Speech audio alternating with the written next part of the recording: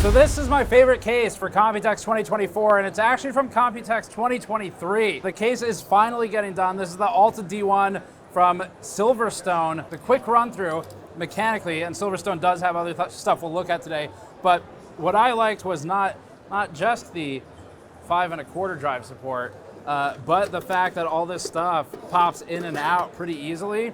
And so what happens is, like, there's this extra power supply back here, so they've got an optional secondary power supply. These both slide out using the same rail system, and then Silverstone has this radiator pre-installed. This looks like a 360, so that we can mount this as well. So the way this works, pretty simple.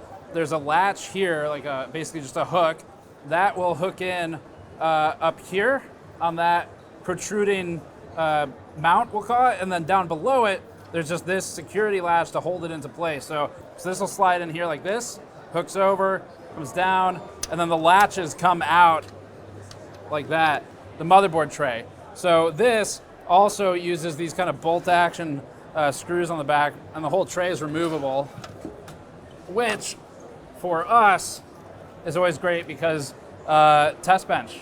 It makes it basically an instant test bench, which is cool. It's also an older school nod for how you might have built systems back in the day, but also extremely useful. I'm gonna just put this down for now. So I just thought that was super cool. I really like clever mechanical stuff in cases, something we talk about a lot, with just excellent mechanical design in PC enclosures, because it's relatively rare still. For the front panel, there are currently 2 180mm fans installed, so those take these spots. These could be removed, and you could basically move any of the things I just pulled out down in the case.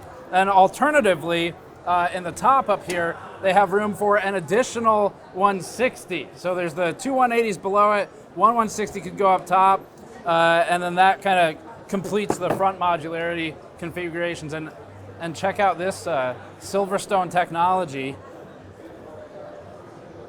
You see that? Magnets. How do they work? So on the side panel here, it's split into two, maybe for manufacturing reasons, but this slides off. It's got this kind of button here you can push, pop it back, and then the top is similar to reveal the upper tray of the case. The objective here, I think, is basically workstation class case, which is a really it's not nearly as popular, obviously, as ATX cases, as consumer gaming cases, but the reason I always like looking at these is just because the mechanical design is so interesting and different. Now, there is one other thing that's different, which is the price. So I asked a couple times. The first answer I got for how much is it was, it's gonna be expensive. I'm getting a nod. That is in fact correct. I don't have a number yet. It is probably going to be in the high hundreds, as in approaching 1,000, but we'll see when it comes out. And then we're gonna move to the next cases. Now this next one, I was hoping would be a Silverstone case, but you might be asking, who is us? It's an existential question.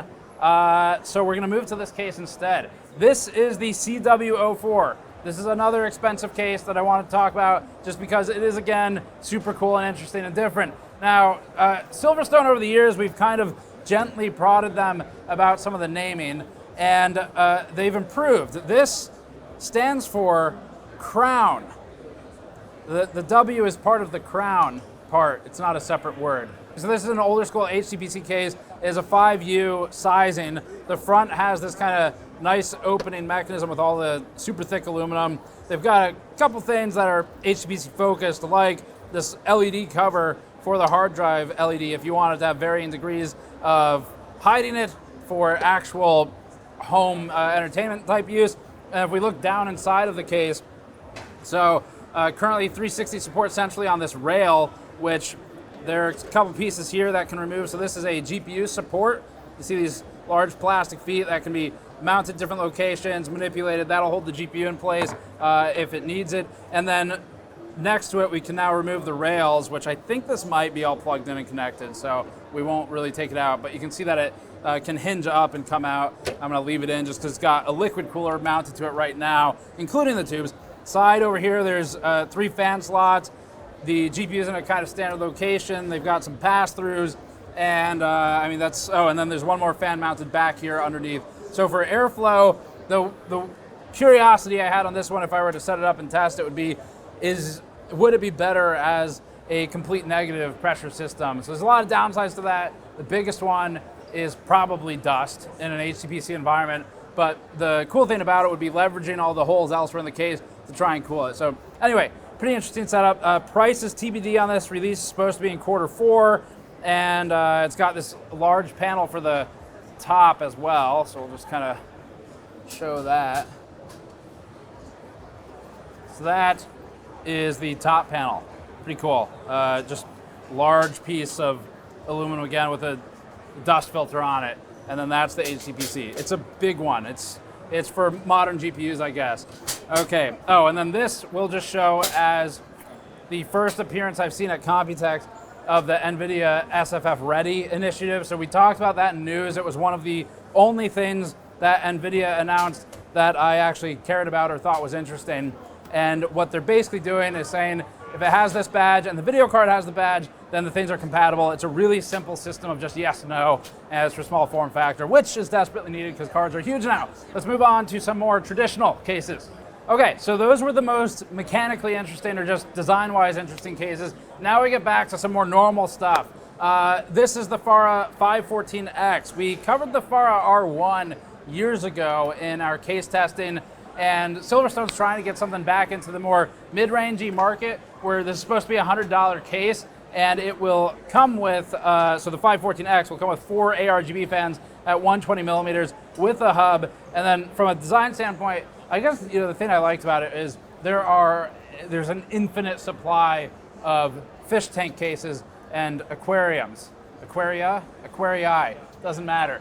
This one is more standard. It's got the chamfered sort of trapezoidal front panel, and so the best reasoning I have for this, other than just looking a little different, which I definitely appreciate, would be, I guess, 2 things. One is structure. Having that bend will help support that edge-to-edge mesh, so some structural support there, but then also it allows the front of the front panel, as in this piece, to jut forward past the fans a little bit more. So these fans are mounted currently on the exterior of the chassis. If you look in through here, so there's some fans on the inside on the radiator, but then on the outside of the radiator, on the outside of the chassis here, these are mounted, and pushing the front panel out more, 1, accommodates it, but then 2, it means that right here you can see the edge of the fan stops around there, which was on like the H500P years ago, the sort of famous problem for Cooler Master, where it didn't come out far enough to be able to breathe, the panel that is. So that's one of the reasons for it. And then the last 2 of the kind of normal cases, this is micro ATX, this is the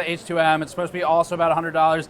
Then the 515XR is here. So this one, Silverstone's still trying to figure out if they want to ship it to the US market. This is where you can leave a comment and let them know how much you care.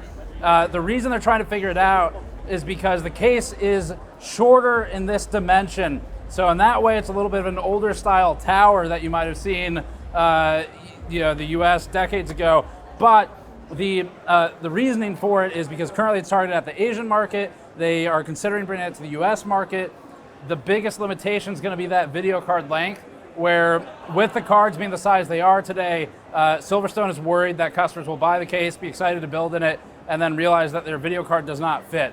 To which my response would be, read the spec sheet, but also I kind of understand. So you have to let them know if you really care about that one. And that one is the 515XR, which the biggest point is supposed to be $50 to $60. And we're getting blasted by music from, is it G-Skill again? I don't know if it's G-Skill this time, but we can just assume it is. And the XR will include 4 fans at 120, and Silverstone says they are rainbow style. Let's move over to the next stuff. All right, so for the last couple cases, they are blasting bass behind me at some other booth. Hopefully it's not too bad in the mic.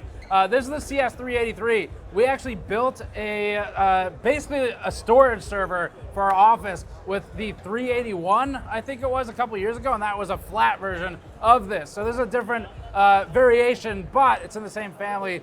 And mostly wanted to call attention to it because we really like the CS381. I think I actually built that machine with Wendell in the day.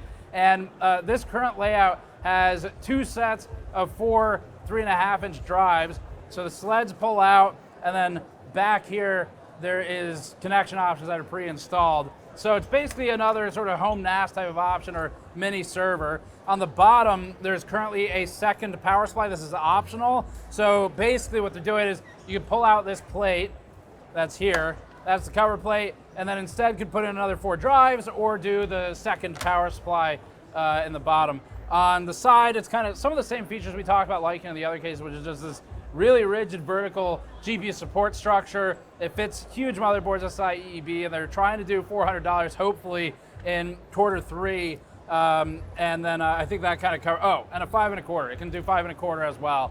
But then the last one we're really just briefly going to touch on is the T1. So this is supposed to be a spiritual successor from the TJ07, which I'm told was a 2006 launch, but they made it or sold it at least for about 10 years. So the reason we were just going to show this one is going to be enormously expensive, and that's because they have this huge extruded aluminum unibody. So it starts back here and then comes all the way around the bottom, and then ends on the back again. So they are technically wrapping 4 sides of it. And the way this is made is by first extruding a gigantic sheet of aluminum, and then they use a press multiple times to get the shape and the bends with some manual fine tuning at the end of the process to get it all into position. So just mostly wanted to call attention to the really interesting manufacturing challenge that this case poses. And they've partnered with EK Water Blocks. We can't do everything right. It's okay. That's going to be it for the Silverstone booth. They have a lot more here, but that's all we're covering today. Thanks for watching. Subscribe for more, and we'll see you all next time.